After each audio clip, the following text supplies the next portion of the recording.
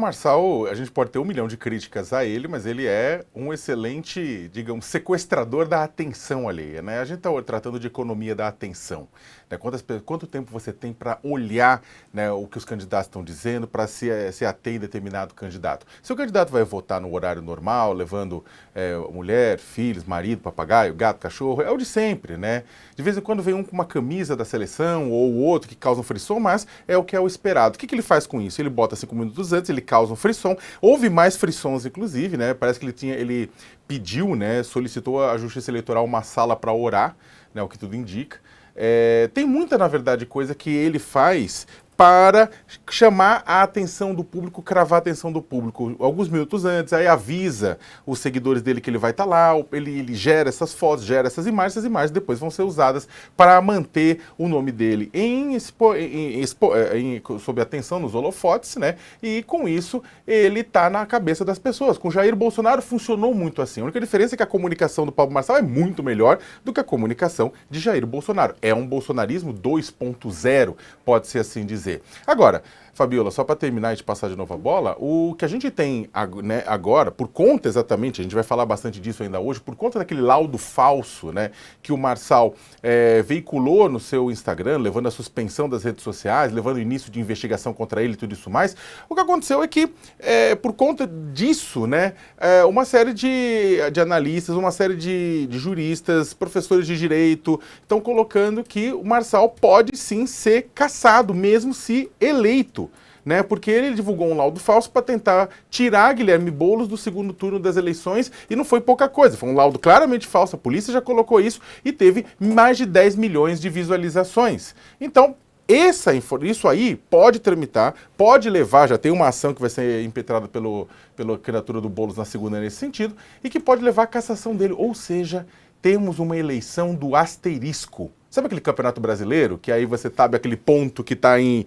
disputa ainda, que lá na frente o Superior Tribunal de Justiça Desportiva pode julgar para cá e para lá? Pois bem, está se desenhando em São Paulo uma eleição do asterisco. Por quê? Porque Marçal pode ser cassado, Marçal, o pessoal do Boulos pode questionar, o pessoal do Nunes pode questionar, ou seja, vai ser aberta uma grande dúvida que pode manter-se essa dúvida para além das urnas. Aliás, Sakamoto, você até fez uma coluna, né, entrevistando um jurista. Há, nesse momento, uma grande dúvida, porque você conversa com os juristas e dizem que o que Marçal fez, que foi um crime eleitoral, né, você forjar um documento para ter benefício próprio, forjar um documento que prejudique um concorrente seu, 5 anos de prisão, segundo a legislação eleitoral.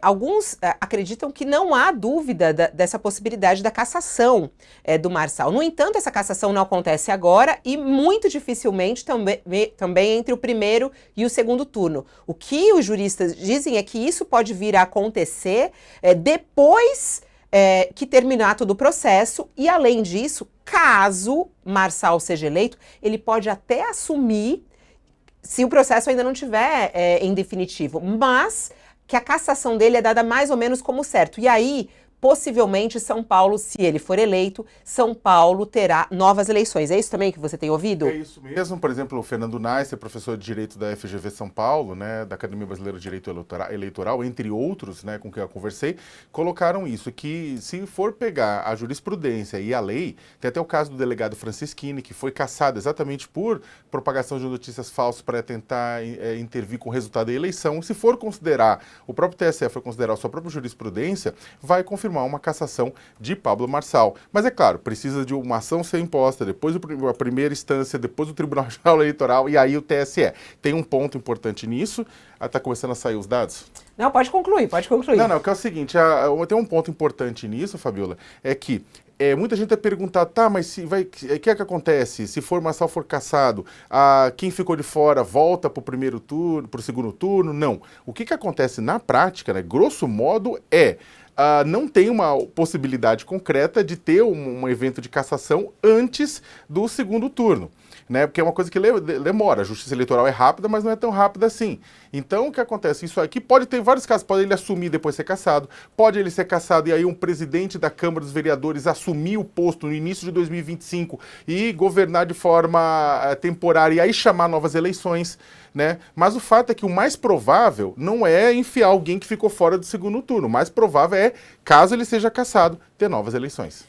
Vamos aguardar, a gente está esperando as urnas, né, Sakamoto, para saber se realmente isso pode acontecer ou não, se Marçal vai ou não para o segundo turno, né? Ele disse desde o início aí que ele vai ganhar no primeiro turno, vamos esperar as urnas serem abertas. Aliás, já foram abertas, a gente já começa a ter aqui os primeiros resultados das eleições desse ano, começando por Curitiba. São os primeiros resultados a aparecer, é 0,02% das urnas apuradas, mas sempre é muito interessante a gente ver quando os resultados já começam a aparecer. Aqui começa a aparecer na frente é a Cristina Graham, que ela que está com 38%, né, dos votos, ela que é do PMB.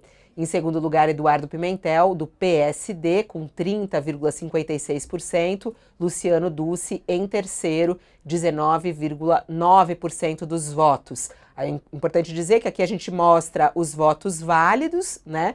E tem brancos e nulos ali embaixo, 3% de brancos, 4% de votos nulos. Esses são os primeiros resultados. A gente também tem outros estados aqui que já começam a aparecer. Ainda no sul do país já temos alguns resultados de Santa Catarina.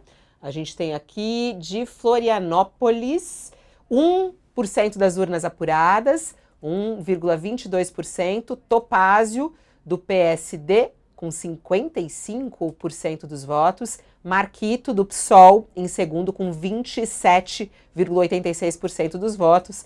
Se fosse esse o resultado, a gente aí já teria a eleição do Topázio em Florianópolis, Santa Catarina. Esses são os primeiros resultados que começam a aparecer aqui. Vamos para Fortaleza, que também já tem aqui. Opa, voltando aqui. Vamos para Fortaleza. A gente tem aqui também Fortaleza, no Ceará, 0,06% dos votos. Evandro Leitão, 43%. E André Fernandes, 32%. São aqui os primeiros resultados que vão aparecendo. E aí, daqui a pouquinho, é João Pessoa, a gente já tem aqui. Calma aí. João Pessoa, Cícero Lucena, 46%. Marcelo Queiroga, o Marcelo Queiroga do PL, o ministro, 21,62%. Nesse caso aqui, teríamos segundo turno entre os dois, 0,5% das urnas apuradas. Ô, Josias, rapidamente nesse assunto que estávamos falando com o Sakamoto, dessa possibilidade, caso o Marçal seja cassado. Para você também é claro, se ele eleito, Marçal poderia ser cassado? Tá desligado o seu som, ô Josias. Ok, aqui está ligado. Agora voltou, agora voltou.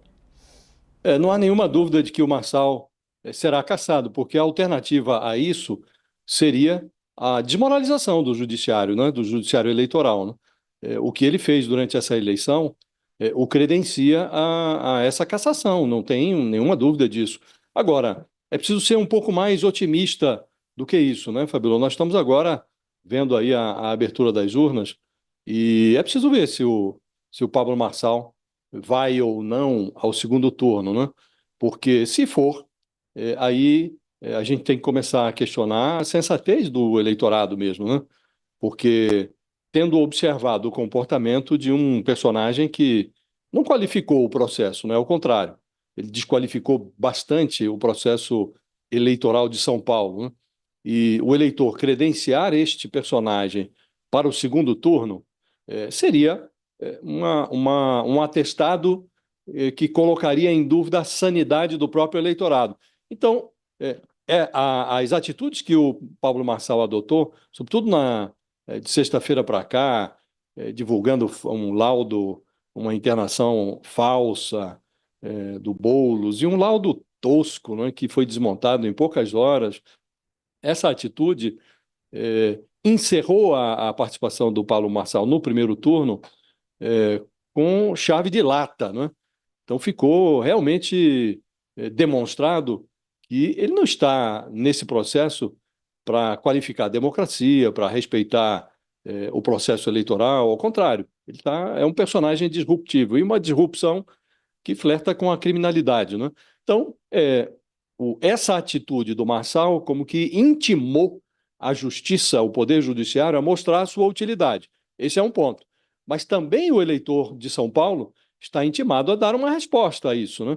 Se a resposta for a passagem do Pablo Marçal para o segundo turno, aí nós vamos ter que começar a questionar a própria sanidade do eleitorado.